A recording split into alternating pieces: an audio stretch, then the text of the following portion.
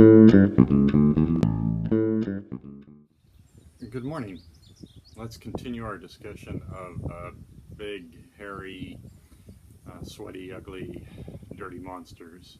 This topic today of backdating is a little different than the others. It's not necessarily directly related, but it is a big, hairy monster.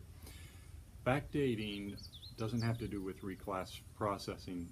It only has to do with balance-based systems. You remember, balances are made for a particular point in time. They accumulate transactions for a particular point in time. They answer a specific question as of that point in time. One of the problems with balances is that updating them becomes cumbersome. If I have, particularly when I have a backdated transaction. Backdated transactions can happen for a lot of different reasons. Perhaps things are just discovered late, that there was something that happened. Perhaps the effective date of a transaction was agreed upon between the two parties to have happened earlier than it was recorded. There are mistakes made, there are system failures where things arrive late. All of those kinds of communication errors, all of those kinds of things can create a situation where some business event was not recorded in the past and it should have been. Problem is, if we go to what I've suggested, daily adjusted trial balance, daily buckets, daily periods, to capture what the position is as of the end of a day, then for every day the transaction is backdated, I have incorrect balances. And so to really get my repository, my instrument ledger correct, I have to apply that transaction against those balances and update those balances.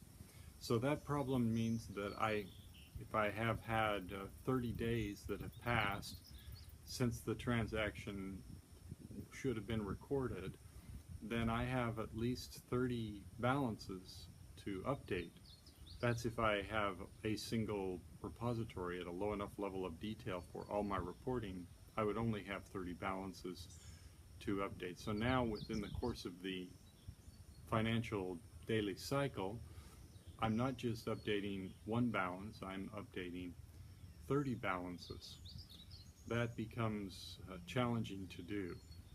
Now, if you add to that problem of backdating, a problem of reclassification, if there's been a reclass process that happened within that 30 days, so then what does that mean? So in other words, I have a rule change that happened somewhere, like my department, my customers that roll up to a different department.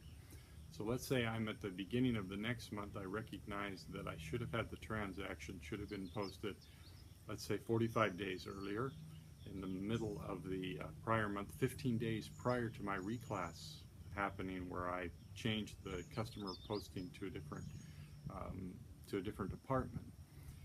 Then what do I do? Do I go back and I really technically should post it into the old department code, which was effective as of that point in time? I can do that by using my reference table to say what was the department code in effect on the time that this transaction was received.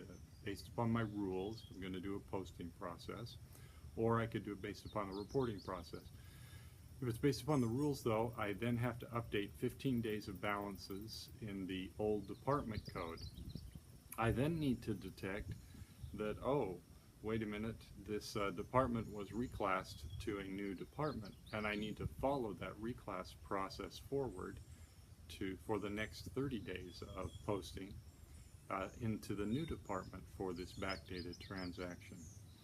You can see how doing this kind of process here elongates the cycle and complicates the processing involved. Why is it necessary? It's necessary because we're using balances. Balances tell us where things were as of a moment in time, and having to walk them forward to keep them accurate, if a backdated transaction, is what creates that complexity. The intersection of backdating plus reclass processing makes it additionally complex.